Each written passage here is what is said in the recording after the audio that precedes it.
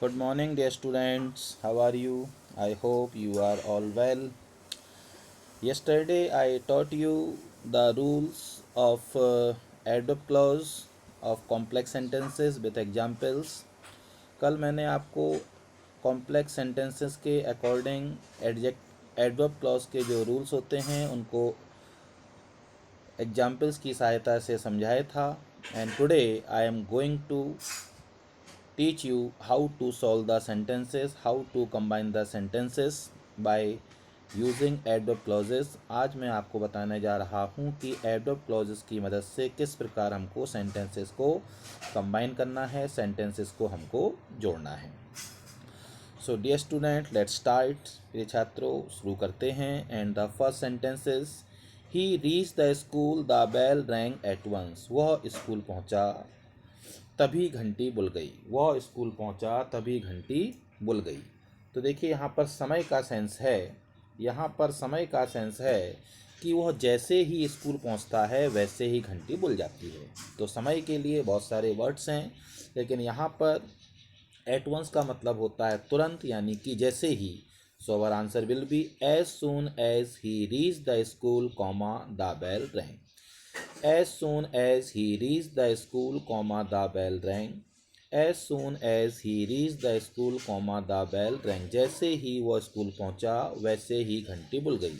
जैसे ही वह स्कूल पहुंचा वैसे ही घंटी बुल गई. हमने as soon as का प्रयोग किया और at once को हटा दिया, तो हमारा आंसर है as soon as he reached the school, comma, the bell rang. जैसे ही वह स्कूल पहुंचा वैसे ही घंटी बुल गई. Sentence number second. I entered the class, the teacher had taken attendance. मैंने कक्षा में प्रवेश किया, अध्यापक जी अटेंडेंस ले चुके थे. यानी कि एक सेंटेंस में V2 है, दूसरे सेंटेंस में हैड प्लस V3 का प्रयोग है. ऐसे सेंटेंस को हम बिफोर और आफ्टर की मदद से जोड़ सकते हैं. मैंने कक्षा में प्रवेश किया और टीचर अटेंडेंस ले चुके थे. इसका मतलब मैंने कल क्लास में बाद में प्रवेश किया और टीचर पहले ही अटेंडेंस ले चुके थे. So our answer will be I entered the class after the teacher had taken attendance. I entered the class after the teacher had taken attendance. अर्थात मेरे कक्षा में प्रवेश कर मैंने अध्यापक जी के अटेंडेंस लेने के बाद कक्षा में प्रवेश किया. मैंने अध्यापक जी के अटेंडेंस लेने के बाद कक्षा में प्रवेश किया. So our answer will be I entered the class after, बाद में प्रवेश किया, टीचर अटेंडेंस ले चुके थे, यानी कि टीचर के अटेंडेंस लेने के बाद. So the answer will be I entered the class after the teacher had taken attendance. Sentence number third. My father was reading the newspaper. His friend came then. मेरे पिताजी अखबार पढ़ रहे थे, उनका मित्र तब आया. यहाँ पर भी समय का भाव है, अर्थात उनका मित्र कब आया? जिस समय मेरे पिताजी अखबार पढ़ रहे थे. सो the answer will B when my father was reading the newspaper, comma, his friend came. When my father was reading the newspaper, comma, his friend came. When my father was reading the newspaper, comma, his friend came. जब मेरे पिताजी अखबार पढ़ रहे थे तब उनका मित्र आया. जब मेरे पिताजी अखबार पढ़ रहे थे तब उनका मित्र आया. Sentence number 4. The principal will return soon. Do not go till then. प्रधानाचार्य जल्दी ही लौटेंगे, तब तक मत जाना. तो जैसा मैंने आपको बताया था, टिल से हमारा सेंटेंस तभी जुड़ेगा या अनटिल से हमारा सेंटेंस तभी जुड़ेगा जब सेंटेंस में पहले से ही टिल दिया गया होगा. इस सेंटेंस को जोड़ते समय सेंटेंस नंबर सेकंड फर्स्ट बनेगा और सेंटेंस नंबर फर्स्ट जो है वो सेकंड बनेगा. So the answer will be do not go till the principal returns. Will को हटाएंगे, प्रेजेंट डेफिनेट टेंस बनाएंगे, सब्जेक्ट सिंगुलर है, एस को ऐड कर देंगे. Do not go till the principal returns. Do not go till the principal returns. तब तक मत जाना जब तक प्रिंसिपल साहब लौट कर आते हैं. Do not go till the principal returns, क्योंकि प्रेजेंट डेफिनेट टेंस बनाना है, सब्जेक्ट सिंगुलर है, विल को हटाएंगे और एस ऐड कर देंगे वर्ब में. So the answer will be do not go till the principal returns. Next. The gardener was watering the plants. He found a watch. माली पौधों को पानी दे रहा था, उसे एक घड़ी मिली। माली पौधों को पानी दे रहा था, उसे एक घड़ी मिली। जब कोई व्यक्ति किसी एक कार्य को कर रहा हो और उस कार्य को करते करते दूसरा कार्य स्वयं ही हो जाए, तो ऐसे सेंटेंस को हम while की मदद से बनाते हैं। जब कोई व्यक्ति किसी एक कार्य को कर रहा हो और दूसरा कार्य स्वतः ही हो जाए, तो ऐसे वाक्य को हम while से बनाते हैं। So our answer will be, जबकि माली पौधों को पानी दे रहा था, उसे एक घड़ी मिली। जबकि माली पौधों को पानी दे रहा था, उसे एक घड़ी मिली।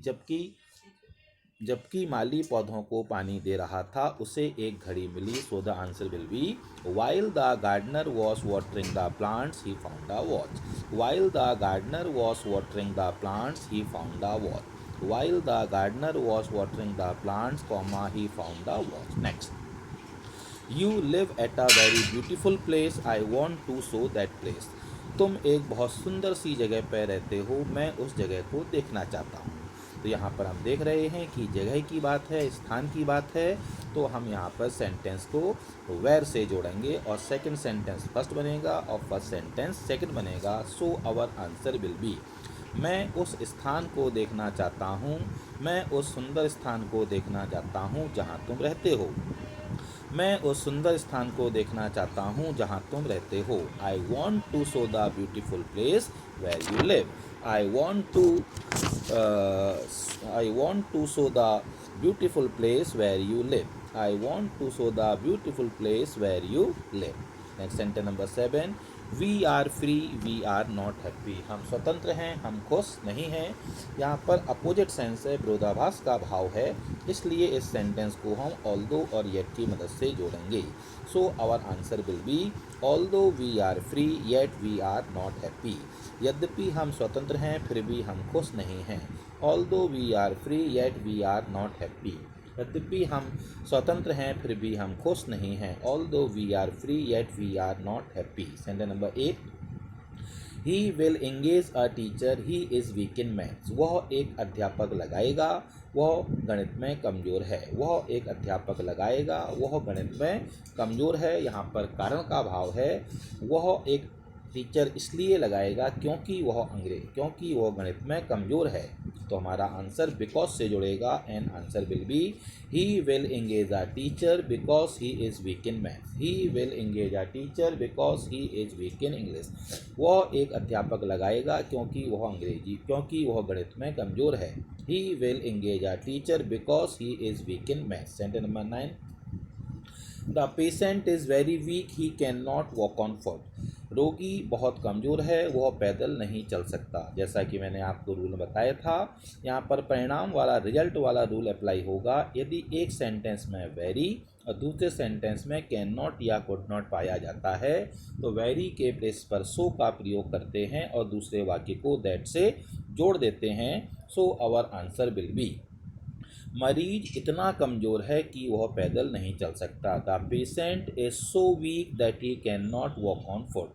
मरीज इतना कमज़ोर है कि वह पैदल नहीं चल सकता। The patient is so weak that he can not walk on foot. The patient is so weak that he can not walk on foot. Next number 10.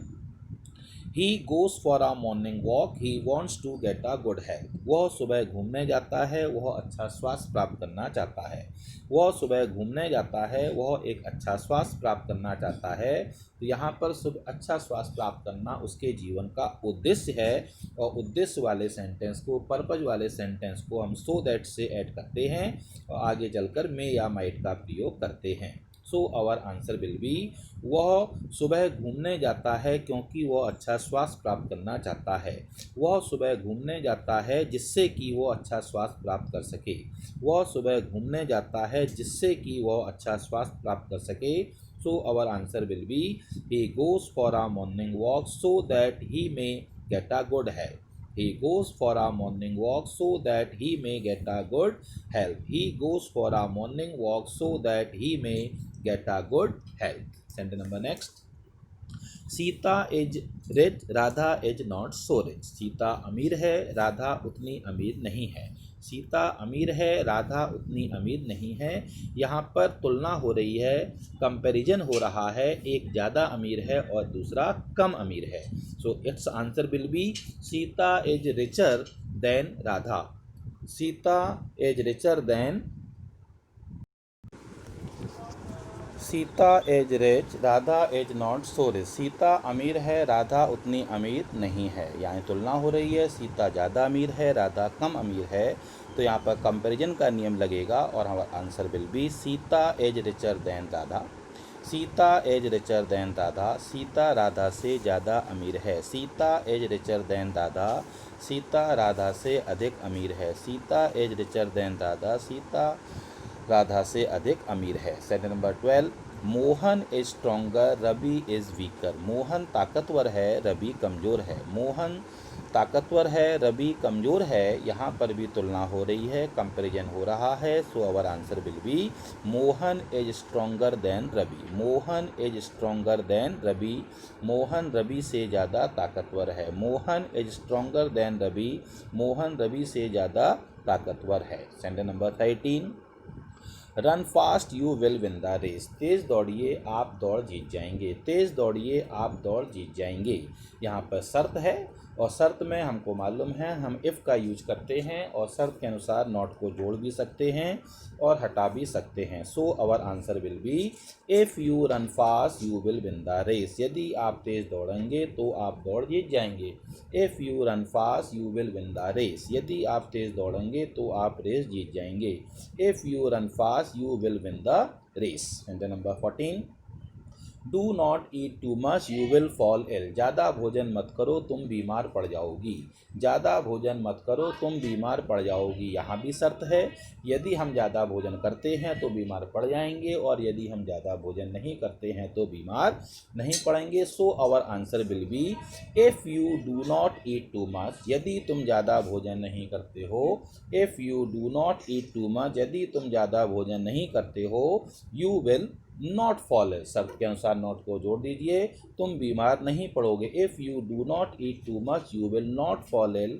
If you do not eat too much you will not fall ill. यदि तुम ज़्यादा भोजन नहीं करोगे तो तुम बीमार नहीं पड़ोगे। यदि तुम ज़्यादा भोजन नहीं करोगे तो तुम बीमार नहीं पड़ोगे। Sentence number 15 and the last, the thief had run away the police came. चोर भाग गया था, पुलिस आई। चोर भाग गया था, पुलिस आई। एक सेंटेंस में हैड प्लस V3 और दूसरे सेंटेंस में V2 का प्रयोग होता है, तो ऐसा सेंटेंस साधारणतया बिफोर या आफ्टर से जुड़ता है। चोर भाग गया था यानी पहले भाग गया था और पुलिस आती है बाद में। So our answer will be the thief had run away before the police came.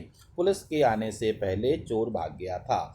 The thief had run away before the police came. Police के आने से पहले चोर भाग गया था। The thief had run away before the police came. Police के आने से पहले चोर भाग गया था। अभी नहीं हुई, अभी नहीं हुई मम्मा। Keep and quiet. फोटो तो दे लो पहले।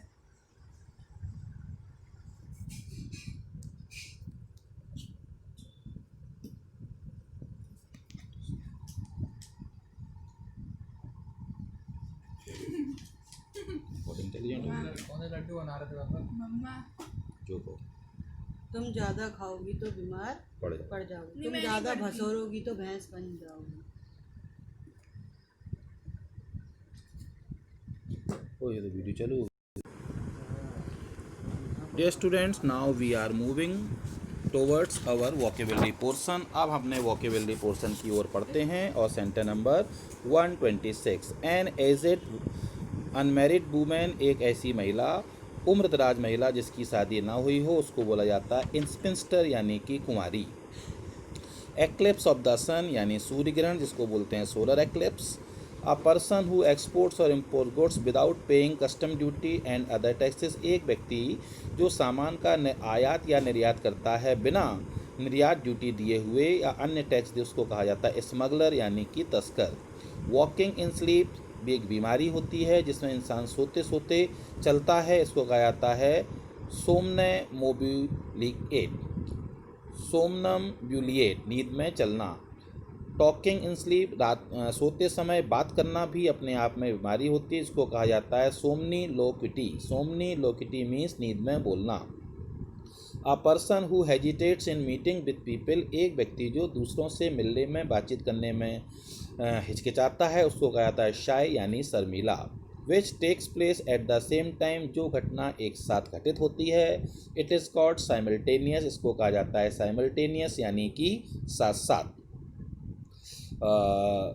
One who totally abstains from liquor, जो व्यक्ति बिल्कुल भी शराब नहीं पीता है, शराब से दूर रहता, he is called teetotaller, उसको कहा जाता है टीटो टेलर अर्थात मद निदेशी। Dear student, this is all for today, ये आज के लिए पर्याप्त है। You have to solve 15 sentences of complex by adverb clause and you have to learn near about 10 vocabulary, 1 word substitution. I hope you have understood it very well, but the most important thing is to learn it and to solve the sentences and to combine the sentences.